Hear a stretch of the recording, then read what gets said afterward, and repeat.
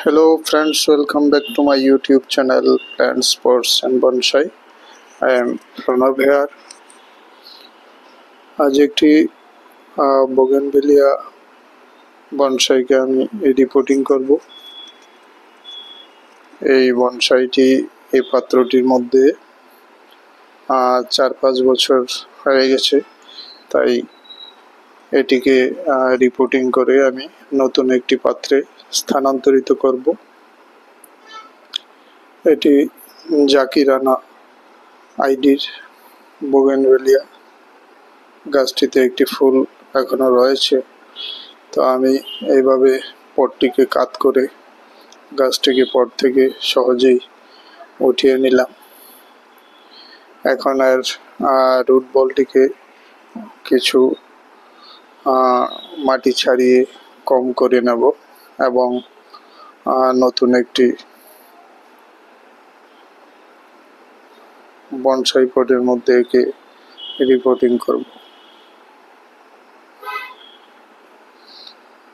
গাছটি বেশ কয়েক বছর যাবৎ এই পাত্রটিতে রয়েছে এবং পাত্রটিও তেমন বড় আকারের নয়, তাই এই গাছটির প্রয়োজনীয় খাবার হয়তো এত ছোট পট থেকে হবে না এবং এর পটিং সয়েলও অনেক পুরনো হয়ে গিয়েছে, এর খাদ্যের ঘাটতি হয়ে যাবে। তাই এই বনসাইটিকে আমি অন্য একটি গোল পাত্রের মধ্যে আমি একে স্থানান্তরিত করব। তো প্রথমে এর যে রুট বলটা সেটাকে কিছু মাটি আমি ছাড়িয়ে নেব, খুব বেশি নয়, অল্প পরিমাণ আমি একে কম করে এর পুরানো মাটি ছাড়িয়ে নেব এবং হালকা রুট বলটাকে প্রুনিং করে এটিকে প্রতিস্থাপন করব। তো বর্ষার শেষ লগ্ন, গাছটিকে আরও মাসখানেক আগেই রিপোর্টিং করা উচিত ছিল, সময়ের অভাবে সেটা করে উঠতে পারিনি। তো গাছটিতে রুট বলটিতে প্রচুর ফিডিং রুট রয়েছে।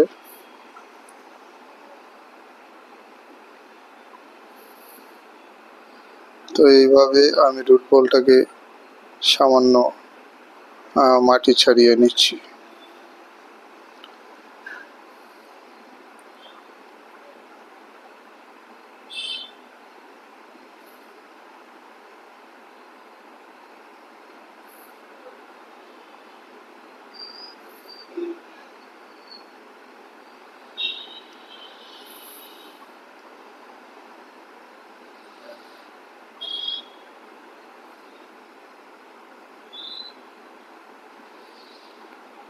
রুট বলটাকে একটু পরিষ্কার করে নিলাম।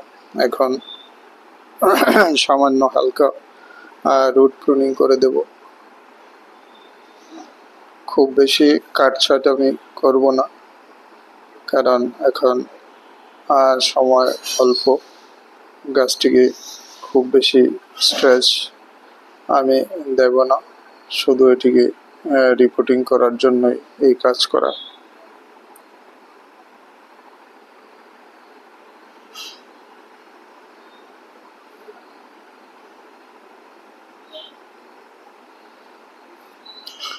দেড়-দু মাস আগে এর ব্রাঞ্চগুলিকে আমি মিডিয়াম প্রুনিং করে দিয়েছিলাম, সেমি হার্ড প্রুনিং। তো নতুন পাতা এবং শাখা প্রশাখা বেরোবার সময় হয়ে গেছে, তো তাই এর রুট বলটার উপর বেশি আমি জোর দিচ্ছি না।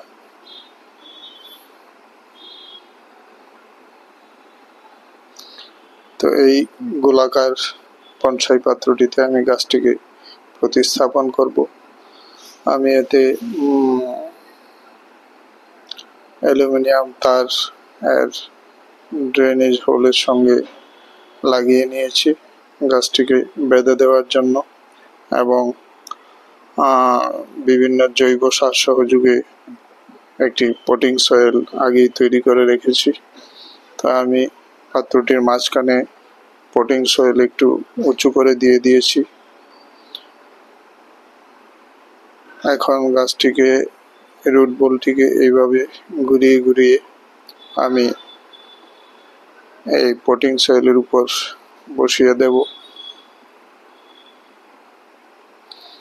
এতে রুট বলের নিচে সমানভাবে পটিং সয়েল ছড়িয়ে পড়বে এবং কোথাও কোনো ফাঁক থাকবে না।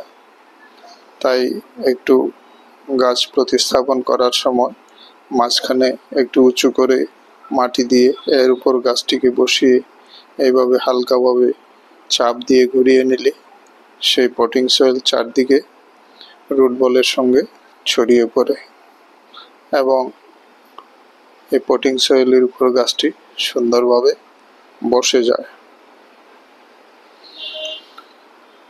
তো এইভাবে আমি গাছটিকে বসিয়ে নিলাম। এখন অ্যালুমিনিয়ামের তার দিয়ে এর রুট বলটাকে আমি পাত্রের সঙ্গে বেঁধে দিচ্ছি।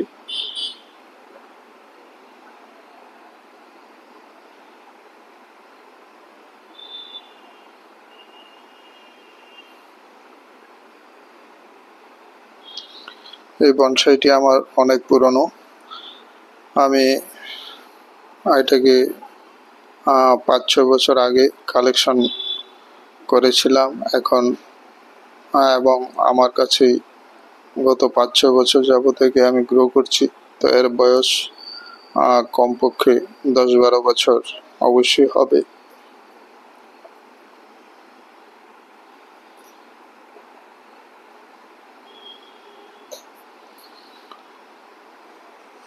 গাছটিকে আমি সঠিকভাবে মাঝখানে বসিয়ে দেওয়ার জন্য দেখে নিচ্ছি।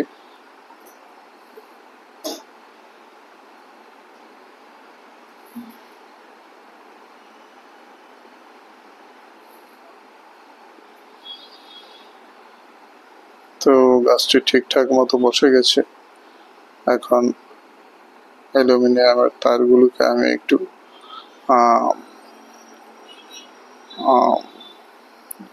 চিমটি দিয়ে ঘুরিয়ে টাইট করে দিচ্ছি যেন রুট বলটা পাত্রের সঙ্গে ফিক্স হয়ে যায়।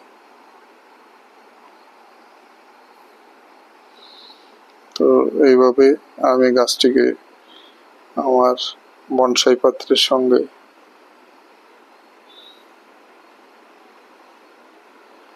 বসিয়ে দিলাম অ্যালুমিনিয়ামের তার বেঁধে।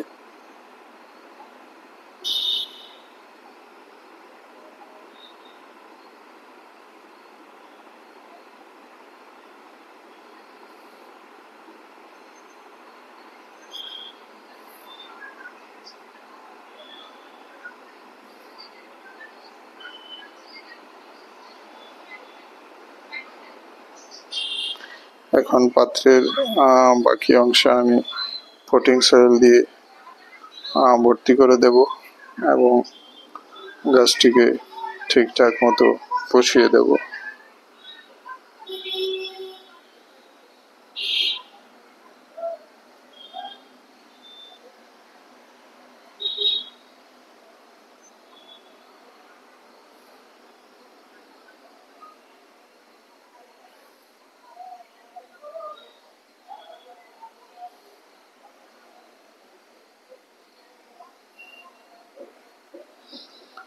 তো পটিং সয়েল দিয়ে আমি পাত্রটির ফাঁকা অংশ ভরে দিয়েছি। এখন মাটিটাকে আমি ভালোভাবে চপস্টিকের সাহায্যে চাপিয়ে দেব।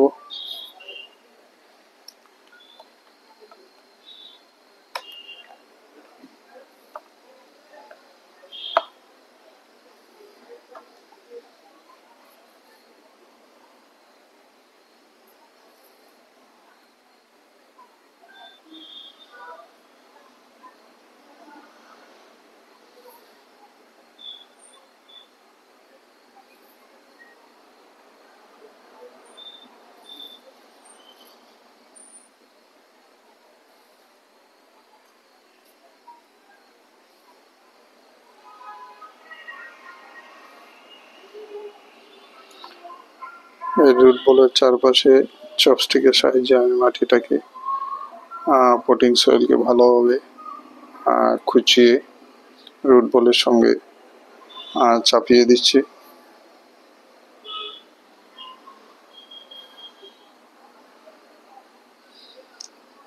এটি একটি সাধারণ কাজ কিন্তু খুবই গুরুত্বপূর্ণ।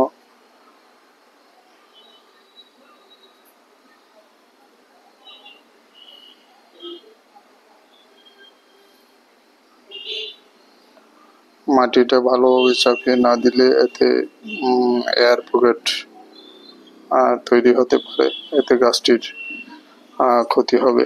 তাই গুরুত্ব সহকারে এইভাবে চপস্টিক দিয়ে গাছের চারপাশের মাটি চাপিয়ে দিতে হয়।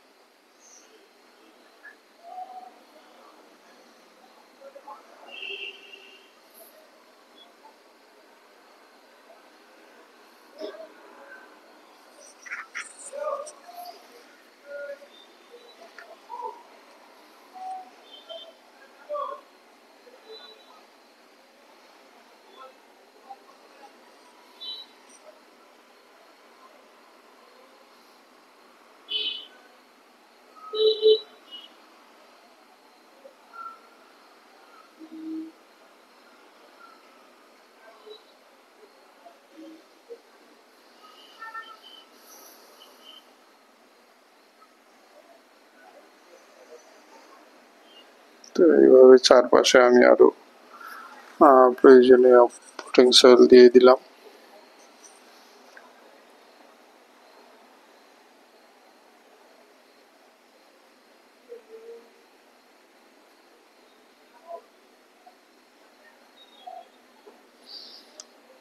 এখন পাত্রের কিনার বরাবর আমি মাটিটাকে একটু চাপিয়ে দেব। আমার হাতের চেটুর সাহায্যে চেপে চেপে বসিয়ে দেব, যেন গাছের পাত্রের মধ্যে জল দিলে সেই জল পাত্র থেকে দৌড়ে বেরিয়ে না যেতে পারে।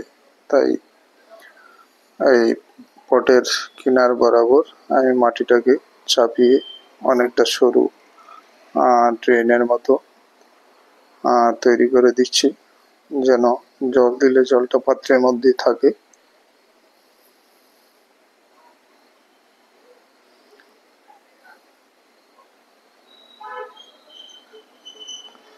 তো এইভাবে আমি আমার জাকিরানা বনসাইটিকে রিপোর্টিং করে নিলাম। ভিডিওটি ভালো লাগলে লাইক করতে ভুলবেন না।